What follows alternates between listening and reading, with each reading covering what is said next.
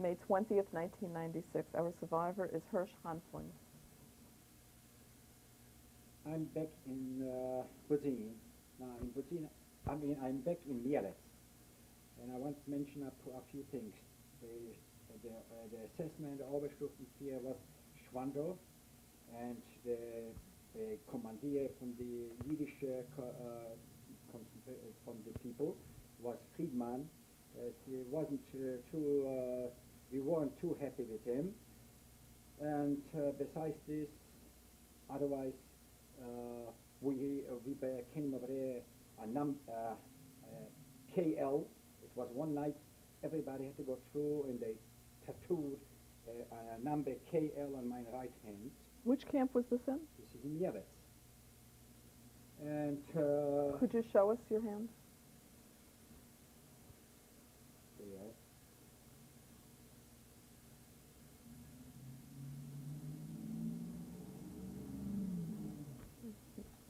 And then it was something happy. A happy thing happened in Mielec. When I came to Mielec, I went in the washroom to wash. A man came over to me and asked me, "Where are you?" So I said, "I'm from Buzin." So he said to me, "Buzin? Yes, I know. 500 people came from Buzin because they liquidated Buzin that time." So then he asked me, from where are you from original? So I said, I don't know, Zaklikov. I'm born in Rosvado. Rosvado. What's your name? So I started a little bit. What bothers me, I got a number from my Danek.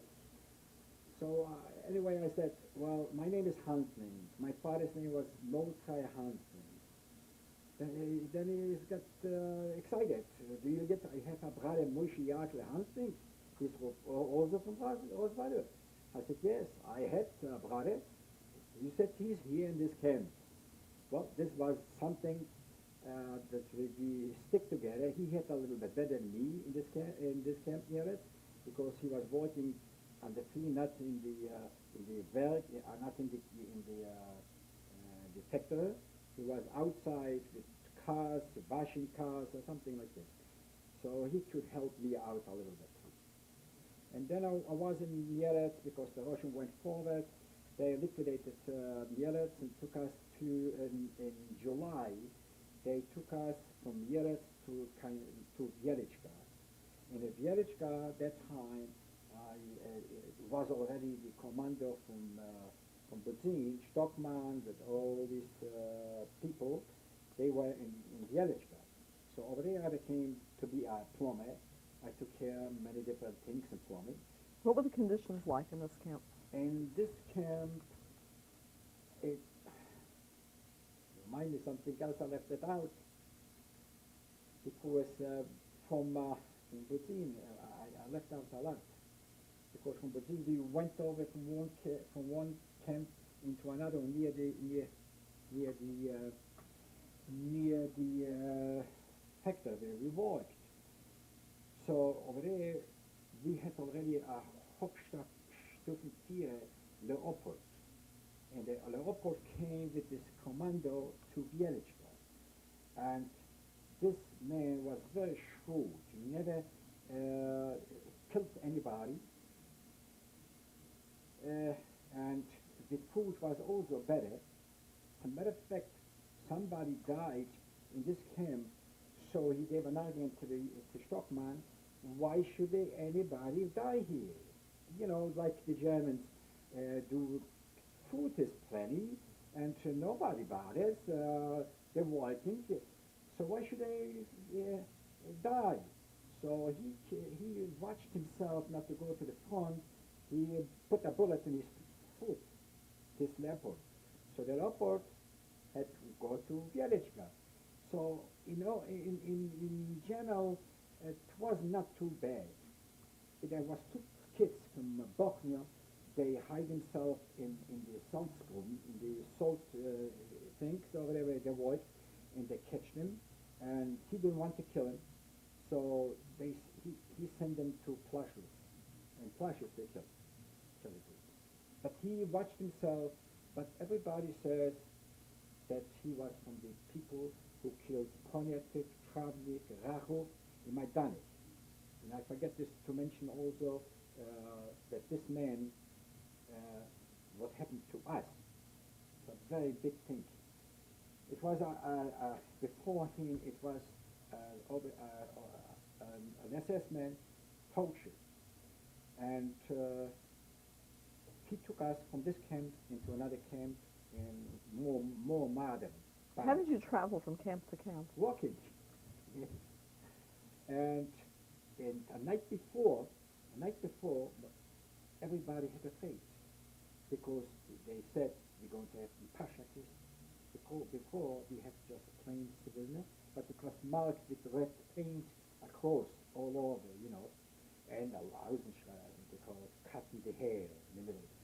In that time they said we're going to wear these uniforms, concentration camp. So a few people started to go to the wires, and they cut the wires. The minute they cut the wires, the SS started to shoot. So about 47 people got killed that night. Did anybody escape? No. Nobody could escape because they caught him right between the wires.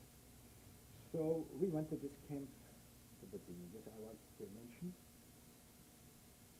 Yeah, and another thing, before this, he came out with an order to close the barracks at night.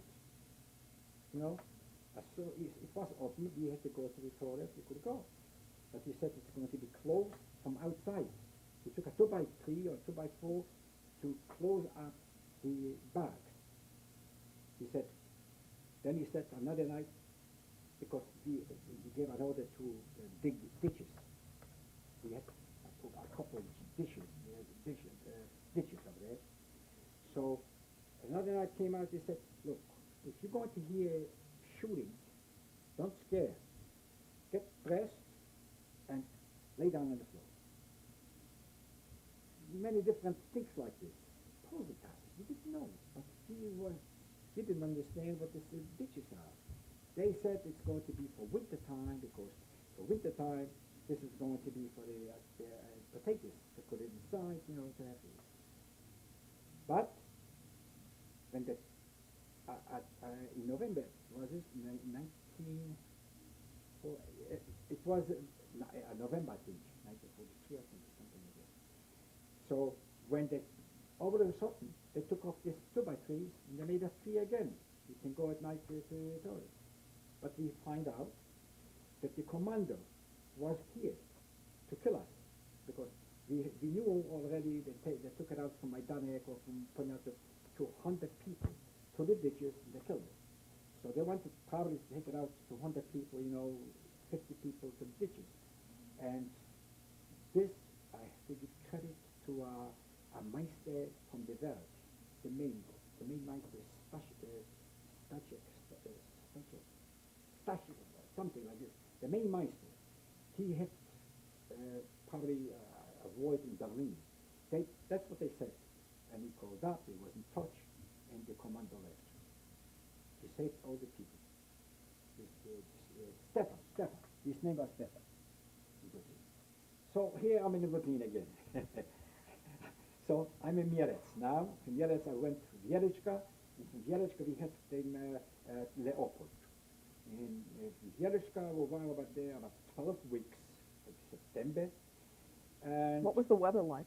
the weather was not winter, because it was good weather. It was July.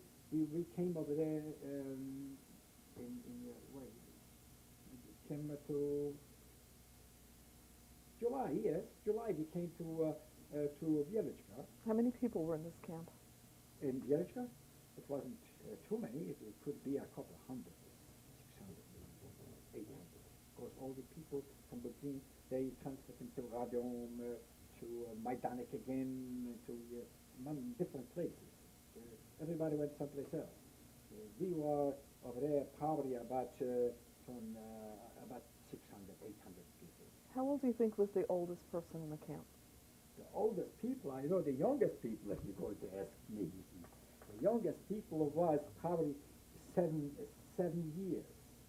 And matter of fact, I got a picture of him. He is alive, and he's in Israel. Jeremiah Arbus is his name. And the fact is he had many different in his head. He left 2 kids to be with the chickens or with the gains, with the pies. Left. They shouldn't say that he liquidated everything. They had a lot of Greek, Muslims, that his mother and 3 sisters, they were liberated. Many different camps they were in. And was another thing. Fikes used to go around in barracks to look for kids. That's in Budzin? Budzin. And they came into the women. It was one barrack. It was about 400 women. And it was a woman. She had a girl, I don't know, maybe 10 years old or younger. And he went to grab this kid, and the mother didn't let. He took out the gun, he killed the mother, and he left the girl. And the girl had a father, and they were liberated. Now, the father, I don't know their life, but he told Stockman he should watch this girl. This is different. Now I'm back to Vierechka. From Vierechka, they needed they liquidated. They took us to Plaszow. In Plaszow, I was over there only three weeks, but this was the worst thing I did in my life. In Vierechka, in Plaszow, they took us. It took two shifts, at night and day. I was the first night, it was Rosh Hashanah B'Nacht, I think it was, and it took us into a place where they used to call this Kujowa Górka, Polish. And it was over there one hill, and here hill, and it was down, They filled up this place with 1,000 bodies killed all the time. But that time, they took people to dig it out, this death.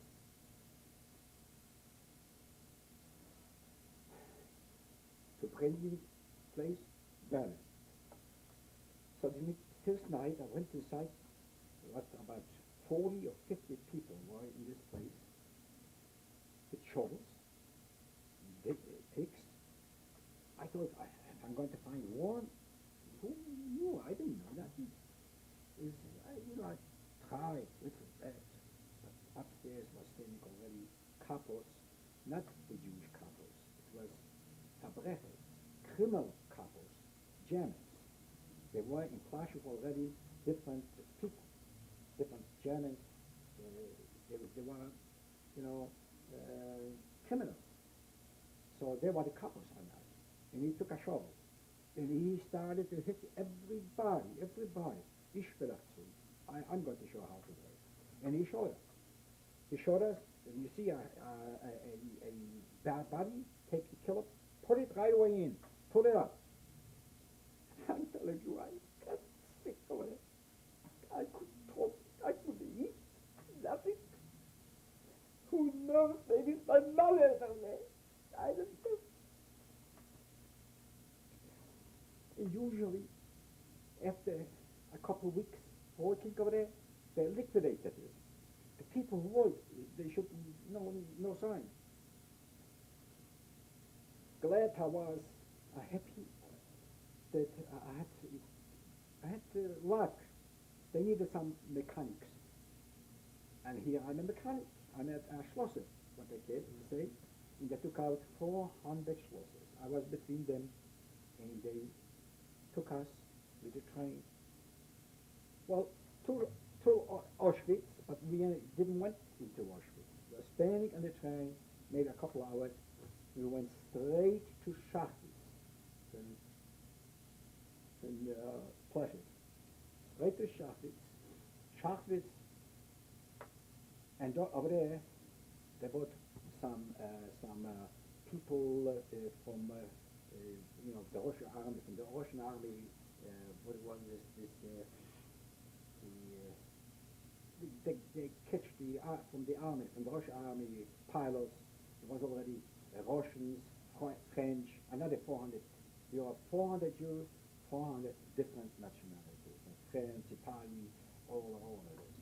In this camp, I was the plumber, the only one plumber. And the camp was on the factory, and this camp is shot. This was a branch from Forcible. All the SS came from Forcible, and we got the number from Forcible. What was your number? 22 0 22 0 22 0 22 0 near 2 22 0 0 2. This was the number, my number. Forgot a little bit. And over there, the camp was on the top from the factory. And every day, like usually, you have a pill in the morning, you have a pill by lunchtime, you have a pill at night when you're going back to the camp. And the camp was no showers. It was just a laundry a little bit, you could wash. It was a tank. I had to open up the water. It's not automatic. I had to open up the water. It was electric, a little bit warm to make warm this water. So I was the man who would take care of it. And I had to go to eat. I had to do something that I did something that I was very inventive. I have to mention this. I figured I have to go to eat to the uphill. I have to go to the lodge. And here upstairs, I'll open up a little bit the faucet. It's going to fill it up, so there'll be a little water downstairs, and they're going, then I'll have to get food not to stand in the uphill over there. So I did it like this. And standing on the uphill, and over there was running water, and underneath our washroom was the SS office. And here comes the rubbish with the SS man. Come over. Rolege, the plumber. Yeah, they called me Rolege. And I come right away. Get me one in this side, one in this side, and I start to scream and all so much water out there. So I said to the commander, to the Jew, I said, how can I be responsible what's going on upstairs? That somebody is remaining upstairs and opens up the water and gets in, he said. Ab heute, from now on, I have to get my food not to stand in the Rhine, and I have to be upstairs all the time. So it was good for me. So then I say, I have to mention another thing. I saved this camel. I don't like to make to me, a hero. This is not a hero. This is something I have to mention. It was no water to wash. It was a faucet. One faucet was in the basement, not even in the basement, around the werk over there. And Sunday they took down in an elevator, a big elevator, it was a commercial elevator, took down all the time 20 people or 15 people down. They didn't even have to put on a little water. And they said, Ivan the Tiger used to call him. I forgot to mention Ivan the Tiger, the man, the couple who was in Plaszow. He was the couple over there too. So he was standing with a chair up, fast. People started to get white looks, sickness. So I said, because I was in the basement, I saw in the factory, I can make it from the factory hot water, I can make it shower. So I went to the commander, the Jewish commander, and I told him, look, if I can make it shower, and the people could wash themselves. So this he talked to the SS man.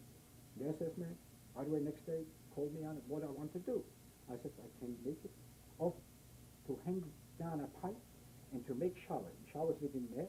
So I said, I need to have a man, a velvet, to and I need to have one man to help, two men, because that time I didn't know how to build, to make showers and that's what they gave it to me. And they hanged up the showers, 14 showers, and every Sunday people they went down and they washed themselves, and this saved this camp. Yes. And I had to run in over there to watch the showers, to turn on, to know, and they gave me even to take to every week or every 2 weeks they gave us shirts, something like this. What kind of shirts there was, but they were washed anyway. So I was the man over there, and this was in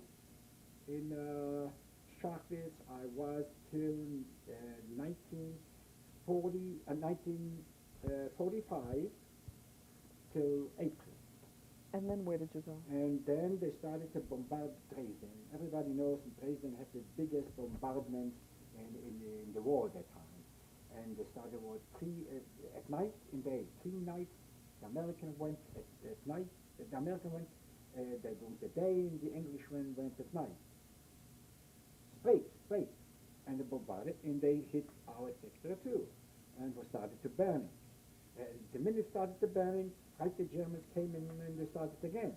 But the second time, they started to bombard again. It's a couple of people got killed over there from us too, because the minute it started bombarding, it started to run. Everybody on the top of the other one, we could stand it up. So it's about 2 or 3 people got just killed, just running like this. So What sort of factory was this that was bombed? Kings, I think it was. I think Kings. What was this camp like? Our camp? Our camp was on the top of this sector, and big, as a big hole, and with beds, one on top, two. Of course, there was only 800 people at the time. And where was this? Where was the location? The location near Dresden. It was nearby. Near Dresden, it's about 5 kilometers, something like this. And it was all the factors around, because transformers or something like this.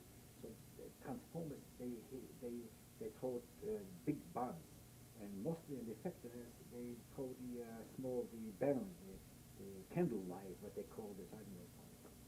But anyway, and April the 20th, I think was it, and they took us and on the march. With the march alongside the Elbe, we came over to Sudeten, Czechoslovakia, Sudeten Deutschland they call this. As we come into Aussig,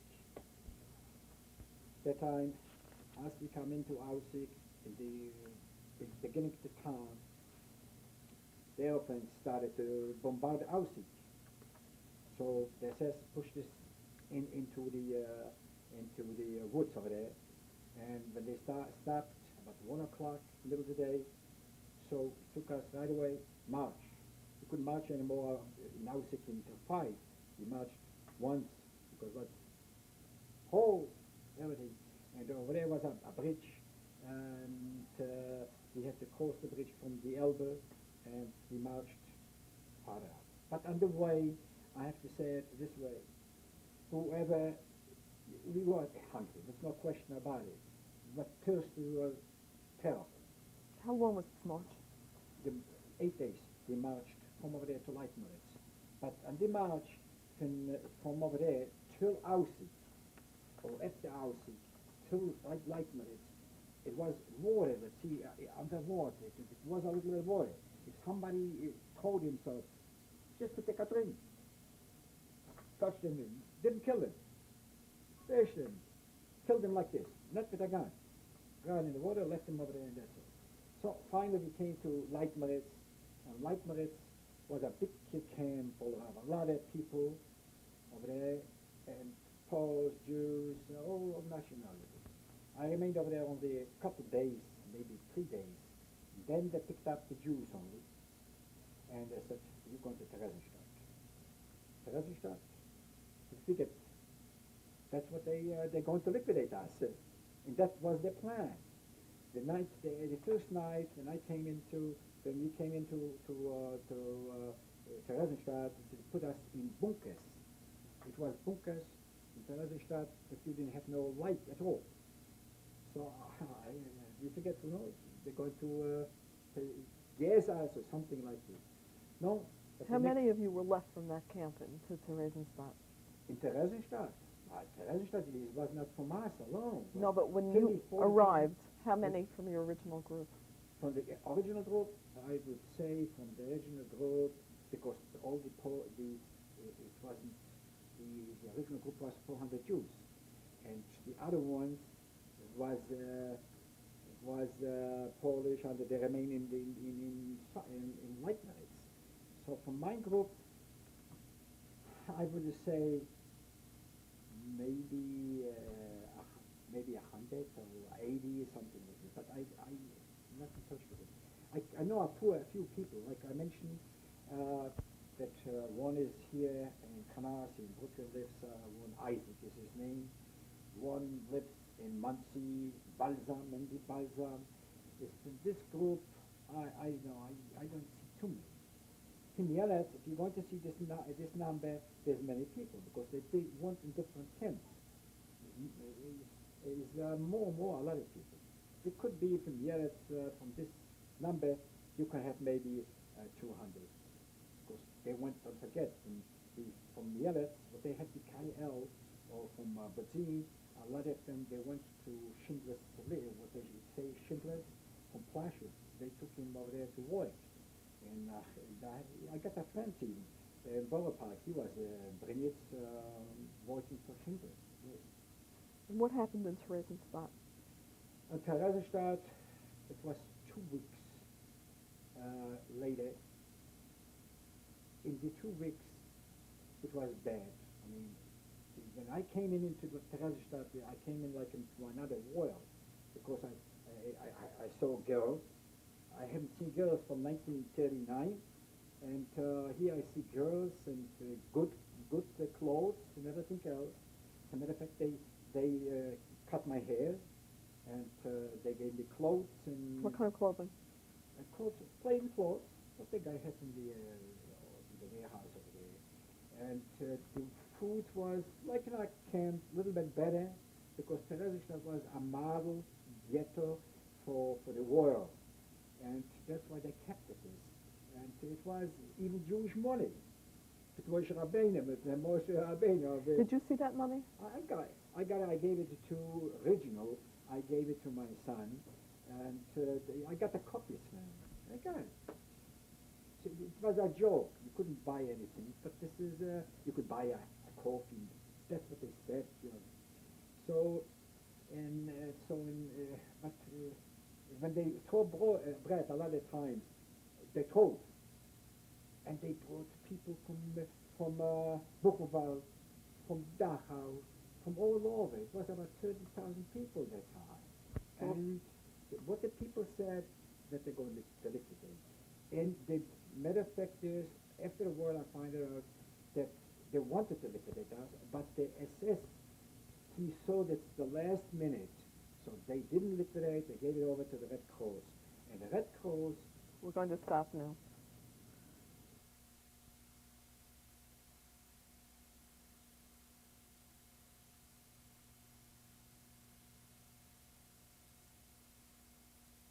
th 1996, and our survivor is Hersh Hanfling. Could you tell us how long you stayed in Theresienstadt? In Theresienstadt, we stayed about 2 weeks. And then we liberated to the Russians. The Russians came in, it's a matter of fact, they came in a day before because the assessment didn't want to liquidate us, and they gave it over to the Red Cross, and the Red Cross notified the Russians, and the Russians went faster, and they came a day before, and we were liberated to the Russians. What was that like for you? It was, for me, like a free person, wild, very wild. I went over the tents and greeted the Russians, kissing them, you know how it is. And we went just looking for food. And it was the Leitmeritz. We went from Theresienstadt on the way to Leitmeritz back. On the way, it was Volksdeutsch, it means the German was over there living, and the houses are left. It was a lot of food over there. I could eat up a jar of strawberries in one time. But the people who did it, they didn't survive.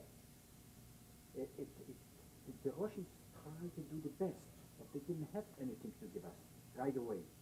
Till some from the French army came with trucks. So one time they came with margarine.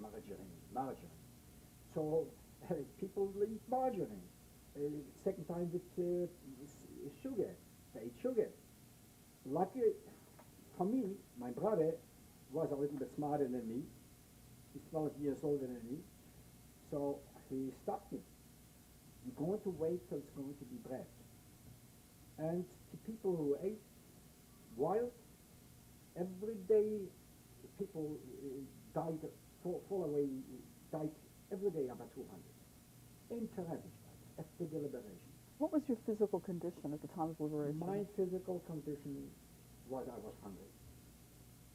And I was still able to walk because Terezichdad was more food than normal. And in the camps, less camp, I had better than somebody else too. So in general, I would say I was in good condition when I was liberated. My brother was a little bit worse than me, but could go. And wild. I was very, very wild. And then you started to be sick. Even the Russian nurses got sick. And American trucks started to come in. And slowly, we get healthier. Then from over there, I went to Czechoslovakia, to Prague, in Czech. This was Sudetendeutschland, I believe, and this was Czech, Prague, in Czech. Wonderful people. The best people. If you ask a Czech, I want to go here, he took by the hand, he went with you. Walking in Auschwitz, from Auschwitz to Leibowitz, was, bombarded the way you had to walk single. They told in papers, with a apple, a piece of bread, written down in the paper, it's close. Be strong. Czech people, yes. I got the best word for the Czech. Did you ever return home? No, not me. My brother went.